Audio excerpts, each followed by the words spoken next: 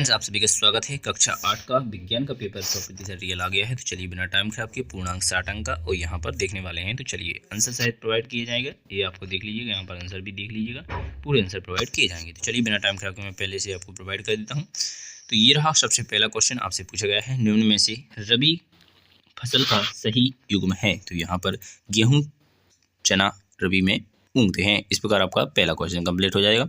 इसके बाद क्वेश्चन दूसरा देखेंगे, एड्स किसी संक्रमित व्यक्ति से दूसरे व्यक्ति स्वस्थ व्यक्ति में किसके जरिए फैल सकता है। तो यहाँ पर आप जानते हैं मच्छरों के काटने से फैल जाता है। तो यहाँ पर मच्छर इसका राइट आंसर हो जाएगा। क्वेश्चन नंबर 3 देखेंगे, अक्षय प्राकृतिक संरक्षक है। तो यहाँ पर सूर्य का प्रकाश जो कभी क्षय नहीं होता। ठीक है। इसके बाद क्वेश्चन नंबर 4 देखेंगे, द्विखंडन द्वारा जनन विधि पाई जाती है। तो अमीबा द्वारा अगर इसे काट के फेंक दो तो 1 के 2 बन जाएंगे। ठीक है।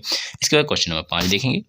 क्वेश्चन नंबर 5 में पूछा गया है निम्न में से संपर्क बल है। तो यहाँ पर पेशीय बल एक संपर्क बल है, इसमें आपको झुकना पड़ेगा।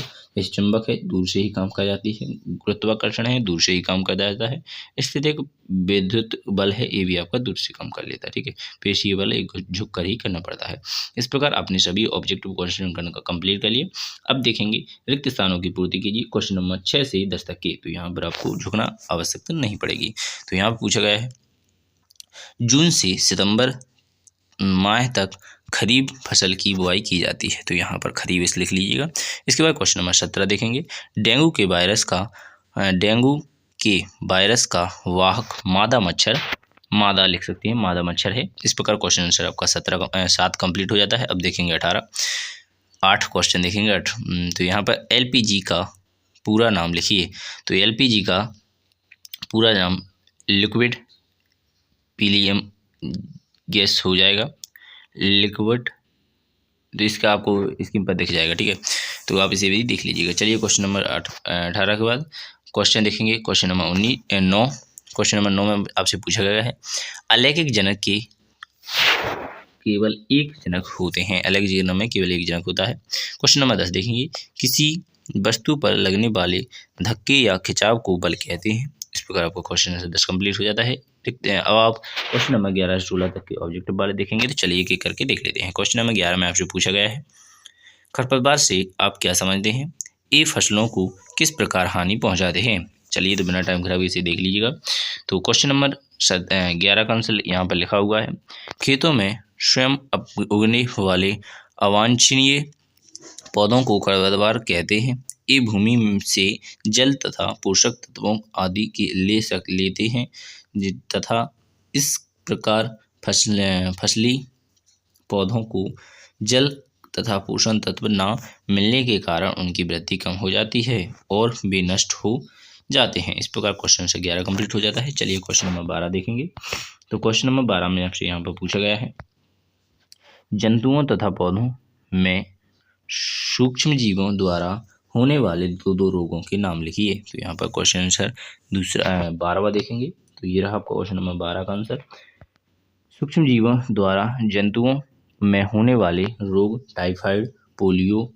सूक्ष्म जीवों द्वारा पौधों में होने वाले रोग नींबू कैंकर, भिंडी की पीत। इस प्रकार आपके क्वेश्चन आंसर कंप्लीट हो जाता है। इसके बाद देखेंगे क्वेश्चन नंबर 13, जीवाश्म ईंधन किसे कहते हैं। तो चलिए क्वेश्चन नंबर 13 का आंसर देखेंगे। तो ये रहा क्वेश्चन नंबर 13, वे प्राकृतिक संसाधन जो जीवित जीवों के मृत अवशेषों जीवाश्मों में बनते हैं वे सभी जीवाश्म ईंधन कहलाते हैं। कोयला, पेट्रोलियम गैस, प्राकृतिक गैस, पेट्रोलियम जीवाश्म ईंधन के उदाहरण हैं। इस प्रकार क्वेश्चन आंसर आपका 13 कंप्लीट हो जाता है। चलिए क्वेश्चन नंबर 14 देखेंगे। क्वेश्चन नंबर 14 में आपसे पूछा गया है IVF का पूरा नाम लिखिए। चलिए तो क्वेश्चन नंबर 14 देखेंगे। तो यहाँ पर IVF का पूरा नाम इनविट्रो विसेचन शरीर के बाहर कृत्रिम निवेचन होता है। निश्चेचन होता है। इस प्रकार क्वेश्चन नंबर 14 कंप्लीट हो जाता है। 15 देखेंगे। क्वेश्चन नंबर 15 पूछा गया आश्रित जल में विद्युत का चालन क्यों नहीं होता, कारण लिखिए। तो इस प्रकार आपका क्वेश्चन आंसर देखेंगे आप 15 का। आश्रित जल में विद्युत का चालक नहीं होता क्योंकि आश्रित जल लक्षणों से मुक्त होता है। आयनों या लवणों की अनुपस्थिति ही आश्रित जल का विद्युत का कुचालक बना देती है। इस प्रकार क्वेश्चन आंसर आपका कंप्लीट हो जाता है। अब देखेंगे क्वेश्चन नंबर 16 को देखिएगा। पहले 16 में आपसे पूछा गया है वनोन्मूलन से आप क्या समझते हैं। तो इस प्रकार राइट आंसर हो जाएगा वनों को समाप्त करके प्राप्त भूमि का अन्य कार्यों में उपयोग करने को वनोन्मूलन कहते हैं। इस प्रकार आपका क्वेश्चन आंसर 16 भी कंप्लीट हो जाता है। और जितने भी आगे की जो क्वेश्चन है वो नेक्स्ट वीडियो में प्रोवाइड किए जाएंगे। धन्यवाद। जय हिंद, जय भारत, भारत माता की जय। कक्षा 6, 7, 8 और 3, 4 वाले सभी हमारे चैनल को सब्सक्राइब कर लें। उन सभी को हमारे चैनल के माध्यम से पेपर मिल जाएगा। धन्यवाद।